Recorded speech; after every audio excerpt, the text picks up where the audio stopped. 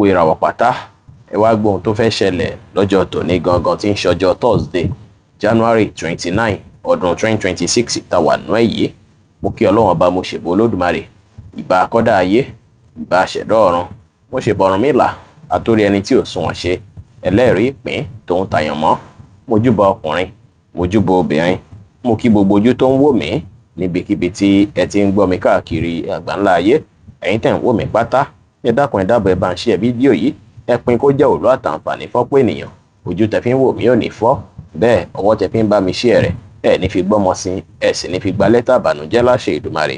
Ẹ̀yin oníràwọ̀ iná tó kanran yan Harris tàbí láàrin March 21 sí April 20, ẹ ní láti kíyèsára pẹ̀lú bẹ́ẹ̀ ṣe ń sọ̀rọ̀ sí lọ́jọ́ tòní, kẹ́sì jìnnà sí àwọn èròǹgbà tí ó tọ́ nínú ọkàn yín pátápátá. Gbogbo ọ̀rọ̀ tẹ bá sọ lọ́jọ́ tòní kẹ́ rí dájú pé ẹ̀ ń kíyèsára dáadáa, látàrí pé gbogbo ọ̀rọ̀ kọ́ lè nìyàn sọ jáde.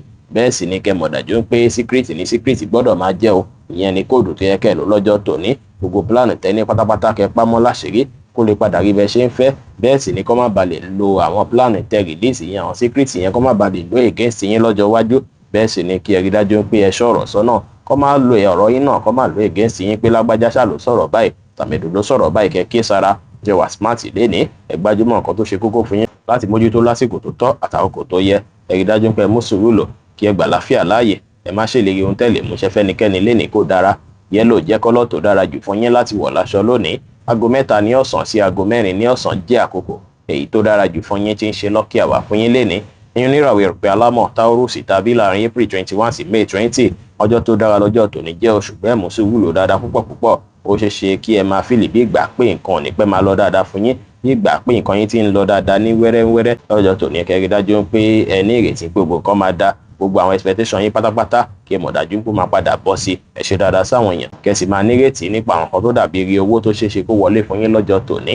Ẹ tẹpá mọ́ṣẹ́ lénìí kí ẹ ní ìrẹ̀lẹ̀, kẹ́ sì fètò sí nǹkan yín pẹ̀lú dára. Aago 10 láàárọ̀ sí aago 11 láàárọ̀ jẹ́ àkókò èyí tó dára jù fún yín tí ń ṣe lọ́kì àwà fún yín lénìí tí kọ́lọ̀ lime green sì jẹ́ kọ́lọ̀ èyí tó dára jù fún yín láti wọ̀ láṣọ ní ọjọ́ tòní. Ẹ̀yin oníràwọ̀ afẹ́fẹ́ aláwàdà Gemini tàbí láàrin May 21 sí June 21, ọjọ́ tòní stress máa pọ̀ púpọ̀ o. Àwọn èèyàn máa stress yín púpọ̀ dáadáa, iṣẹ́ gan máa stress yín gan rẹpẹtẹ pẹ̀lú. Ọjọ́ tòní nǹkan máa pọ̀ lọ́rùn yín tẹ́ fẹ́ mójútó, responsibility máa yapa púpọ̀. Ẹ ní láti rí dájú pé ẹ pressure ara yín ju bó ṣe yẹ lọ. Ẹ rí dájú pé ẹ fẹ̀lẹ̀ ṣe, ẹ má tàṣe jù ohunkóhun rárá. Ẹ tẹpá mọ́ṣẹ́ lénìí, kẹ́ fètò sí nǹkan yín dára. Ẹ má wá sọ pé wá ń sun yín àbò rẹ̀ yín rárá. Gbogbo stress yìí pátápátá kò ní pẹ́ kásẹ̀ ńlẹ̀. Aago 11 láàárọ̀ sí aago 12 ní ọ̀sán jí àkókò èyí tó dára jù fún yín tí ń ṣe lọ́kì àwà fún yín lénìí tí kọ́lọ̀ orange sì jẹ́ kọ́lọ̀ èyí tó dára jù fún yín láti wọ̀ láṣọ ní ọjọ́ tòní. Ẹ̀yin oníràwọ̀ mi agbára Cancer tàbí láàrin June 22 sí July 22, ọ̀pọ̀ yín ó ṣeé ṣe kí ẹ láwọn àlá kan ṣáájú ọjọ́ tòní tàbí láṣálẹ́ ọjọ́ tòní. Bẹ́ẹ̀ sì ni ó ṣeé ṣe kí ọpọlọ yín tún jí pépé dáadáa, pàápàá ohun tó ń sọ sí yín lọ́kàn máa lè kínkà dáadáa lọ́jọ́ tòní. Ọ̀rọ̀ iṣẹ́ lè wà nínú ọpọlọ yín tẹ́ máa ṣe ròyìnròyìn nípa rẹ̀ lọ́jọ́ tòní, tó sì lè máa ṣe yín bí ìgbà pé ara yín ò fi bẹ́ẹ̀ yá gágá àbí ẹ fi bẹ́ẹ̀ ní ìgboyà láti mójútó àwọn kan dáadáa. Ẹ ní láti ní ìrètí pé gbogbo nǹkan máa dá. Ẹ rí dájú pé ẹ ní ìgboyà dáadáa lórí ohunkóhun, nǹkan máa lọ dáadáa. Gbogbo nǹkan tó dàbí ròyìnròyìn á kásẹ̀ ńlẹ̀ láìpẹ́ láì jìnà.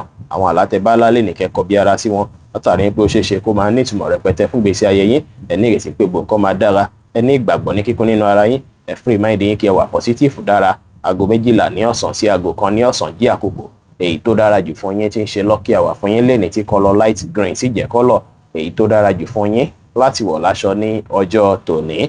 Ẹ̀yin oníràwọ̀ iná tó gbóná riri Leo tàbí láàrin July 23 sí August 22, ọjọ́ tó dára lọ́jọ́ tòní jẹ́ fún yín o. Àyíká yín máa gbalẹ̀ fún àlàáfíà.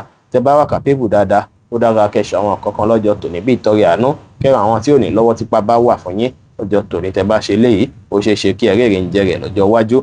Ìbáṣepọ̀ yín àtàwọn olólùfẹ́ yín ó máa dúró dáadáa, tá dúró digbín.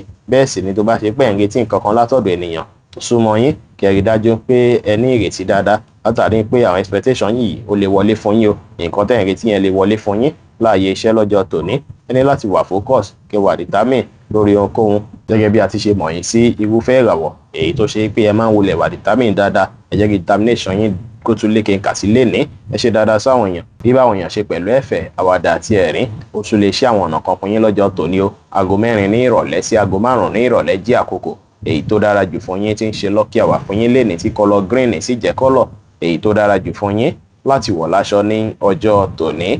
ẹ̀yin oníràwọ̀ erùpẹ̀ funfun Virgo tàbí láàrin August 23 sí September 23 ìbáṣepọ̀ ẹ̀yin àtàwọn olólùfẹ́ yín ó máa lọ dáadáa, ṣùgbọ́n o ẹ rí dájú pé jìnnà sí nǹkan bíi ágímẹ́ǹtì láàrin ẹ̀yin àti olólùfẹ́ yín lọ́jọ́ tòní o. ọjọ́ tòní jọjọ́ tó ṣe é pé ó ṣeé ṣe kí ọ̀rẹ́ yín tàbí olólùfẹ́ yín kan tàbí ẹni tí ó jẹ́ bí ọkọ àbí aya yín kí wọ́n fẹ́ wú àwọn ìwà kan tó máa fẹ́ jẹ́ kí nǹkan dàbí ìgbà pò tiẹ̀ ti sú yín. lọ́jọ́ tòní ní láti mú sùúrù lò, ẹ gbà àlàáfíà láàyè kí ẹ mọ̀ dájú pé àlàáfíà yẹn kò ní pẹ́ gbalẹ̀ láàrin ẹ̀yin méjèèjì lọ́jọ́ tòní.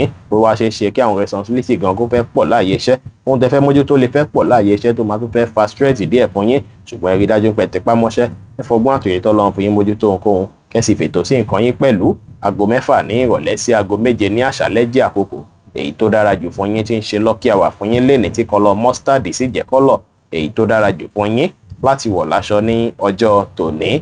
ẹ̀yin oníràwọ̀ afẹ́fẹ́ márìmí fín Libra tàbí láàrin September 24 sí October 23 ọjọ́ tòní ó ṣeé ṣe kí ẹ rí àwọn kankan tó jọmọ́ nǹkan kọ̀ọ̀kan, kẹ́ mọ àwọn àṣírí kọ̀ọ̀kan nípa olólùfẹ́ yín lọ́jọ́ tòní.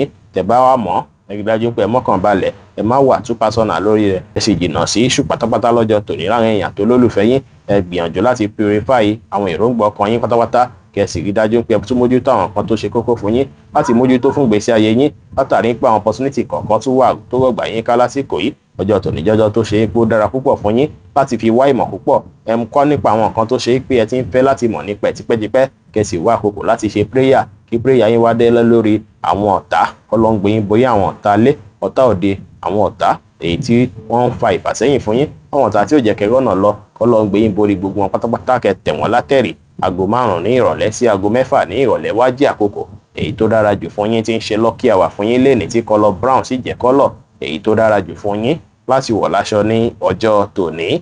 ẹ̀yin oníràwọ̀ omi tútù Scorpio tàbí láàrin October 24 sí November 22 ẹ ronú jinlẹ̀ kí ẹ plan lórí nǹkan tó kù tẹ́ tó fẹ́ ṣe láti jẹ́ kí ìgbésí ayé yín yí padà kó tún dọ̀tun.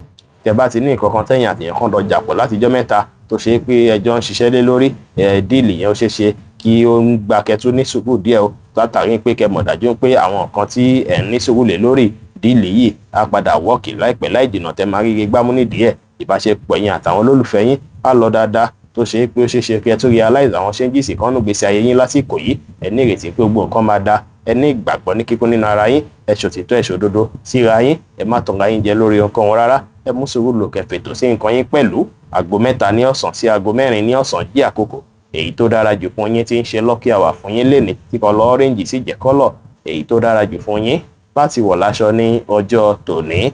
ẹ̀yin oníràwọ̀ inú àtùpà Sagittarius tàbí láàrin November 23 sí December 22 iṣu lè wáyé láyìíká lẹ́yìn lọ́jọ́ tòní ó lè wáyé nínú lẹ́yìn lọ́jọ́ tòní tó lè fẹ́ stress yín díẹ̀. iṣu yìí lè jẹ́ pé bóyá olólùfẹ́ yín kan ló máa dálẹ̀ tàbí yín tó súnmọ́ yín kan ló máa kọ́ọ̀sì ẹ̀. ọjọ́ tòní ní láti lo sùúrù àti understanding tó kún kẹ́ fi mójútó àwọn kan wọ̀nyí o, látàrí pé àwọn kan wọ̀nyí máa ń gba sùúrù púpọ̀. tẹ́ bá fi sùúrù sí kí iṣu yẹn má bàa jẹ́ tó máa tó lágbára, ẹ má dá sọ̀rọ̀ tí wọ́n pè é sí àbẹ́yìí tí ó kàn yín lénìí. ẹ ní ìrẹ̀lẹ̀, ẹ má sọ̀rọ̀ àsọjù láwùjọ, kẹ́ sì má ṣe ìpè fẹ́nikẹ́ni lénìí kò dára. aago 2 ní ọ̀sán sí aago 3 ní ọ̀sán jẹ́ àkókò èyí tó dára jù fún yín tí ń ṣe lucky hour fún yín lénìí tí kọ́lọ̀ peach sì jẹ́ kọ́lọ̀ èyí tó dára jù fún yín láti wọ̀ láṣọ ní ọjọ́ tòní. ẹ̀yin oníràwọ̀ èrò pé lérúkú Capricorn tàbí láàrin December 23 sí January 19 ọjọ́ tòní jọjọ́ tó ṣe é pé ẹ ní láti fi ṣàtúnṣe ilé yín, ẹ ní láti fi purify inú ilé yín lọ́jọ́ tòní o. ẹ rí dájú pé ẹ mú ewúro kí ẹ gbó dáadáa, kí omi rẹ̀ toró dáadáa, kẹ́ fomi gbó, ẹ wá fiyọ̀ sínú ewúro náà, kẹ́ ṣàdúrà sí dáadáa, kí ẹ fi wọ́n ilẹ̀. èyí jẹ́ nǹkan tó dára tó lè yọ gbogbo nǹkan burúkú èyí tó wà nínú ilé tó lè yọ dànù. ẹ ní láti kíyèsára látàrí pé ọ̀tá wà láyìíká lẹ́yìn lásìkò yìí o. ẹ má finú tẹ́nikẹ́ni, ẹ má ṣàlàyé bó ṣe ń ṣe yín, àbọ̀wọ̀ nípa ara yín gangan, ẹ má ṣàlàyé fẹ́nikẹ́ni gbogbo síkírìtì yín, ẹ má ṣàlàyé fún yàn rárá lọ́jọ́ tòní, kó má bàa lo against yín o. ẹ rí dájú pé ẹ pray dáadáa, kẹ́ má finú tọ́yàn rárá, kẹ́ má gbára léyàn rárá lénìí. ẹ pray láti rí dájú pé ẹ borí gbogbo nǹkan tó dàbí spiritual attack lásìkò yìí. ẹ pray lórí pé kí spiritual attack kankan èyíkéyìí kó má wá sọ́dọ̀ yín, kó má yà sílé yín rárá. ọ̀pọ̀ yín ó ṣeé ṣe kí ẹ láwọn àláyè tí ó tọ́ lásìkò yìí, àwọn àlá burúkú kan lè ṣẹlẹ̀ lásìkò yìí. mínú yín sì yóò ṣeé ṣe kí ẹ wà nínú ilé lénìí kó dàbí ìgbà páyà yín kàn déédéé já. ọjọ́ tòní kẹ́ má sùn láì tọ́nà sùn, ẹ rí dájú pé ẹ ń sùn pẹ̀lú iná tí ní títàn. ọjọ́ tòní tí wájú ọjọ́ tó máa wà stressful díẹ̀ lẹ́yìn tẹ́ bá lọ síbi iṣẹ́, látàrí pé ẹ máa busy lórí pé ẹ mójútó nǹkan rẹpẹtẹ lẹ́ẹ̀kan ṣoṣo.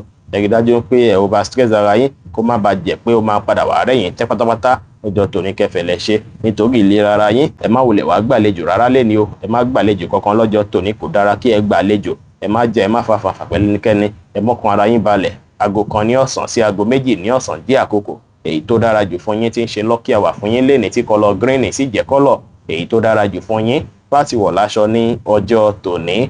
oníràwọ̀ afẹ́fẹ́ oníbínú Aquarius tàbí láàrin January 20 sí February 19 ọjọ́ tó dára lọ́jọ́ tòní jẹ́. Iṣẹ́ yín báyà jẹ́ tó ṣe pé àwọn èèyàn máa dámọ̀ dáadáa tó sì jẹ́ pé nǹkan máa lọ dáadáa fún yín. Ìdùnnú máa wà fún yín látàárọ̀ dalẹ́, nǹkan máa dìrọ̀rùn fún yín lọ́jọ́ tòní ó sì jẹ́ pé máa ní nǹkan tó ṣe kókó báyìí tẹ́ fi dúpẹ́ fọ́lọ́run pé Ọlọ́run bá mo dúpẹ́. Ẹ ṣàgbàjúmọ́ṣẹ́ dáadáa lénìí, ẹ ṣe dáadáa sáwọn èèyàn, ẹ má ṣe gbéraga ṣùgbọ́n ẹ ṣàwọn kan tá mú kí inú yín dùn káyọ̀ yín kún lénìí dára. Aago 1 ní ọ̀sán sí aago 2 ní ọ̀sán jẹ́ àkókò èyí tó dára jù fún yín tí ń ṣe lucky hour fún yín lénìí tí kọlọ góòdù sì jẹ́ kọ́lọ̀ èyí tó dára jù fún yín láti wọ̀ láṣọ ní ọjọ́ tòní. Ẹ̀yin oníràwọ̀ omi tí kì í ru Pisces tàbí láàrin February 20 sí March 20 ẹ kíyèsára kẹṣọ́ àwọn kan tí ẹ̀ ń wù níwà láyìíká lẹ́yìn pàápàá láàrin mọ̀lẹ́bí. Ẹ fẹ̀lẹ̀ ṣe lọ́jọ́ tòní, ẹ má wà ní ìwà sí pé bóyá ẹ fẹ́ dominate ẹnikẹ́ni, ẹ fẹ̀lẹ̀ ṣe, ẹ má rí àti sáwọn kan kéékèèké lọ́jọ́ tòní torí nǹkan kéékèèké ó lè fẹ́ tètè máa mú kínú bí yín lọ́jọ́ tòní.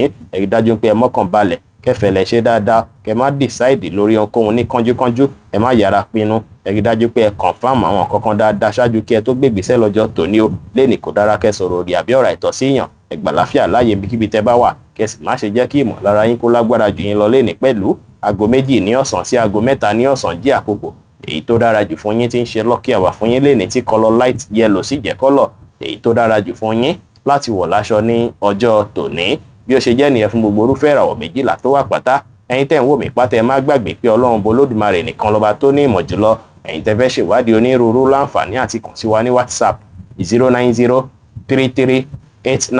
09033897161. Ire gbogbo ajẹ́ tiwa lónìí, lọ́sẹ̀ yìí, lóṣù yìí àti ní gbogbo ọjọ́ ayé wa láṣẹ Ìdùmarè. Ire o.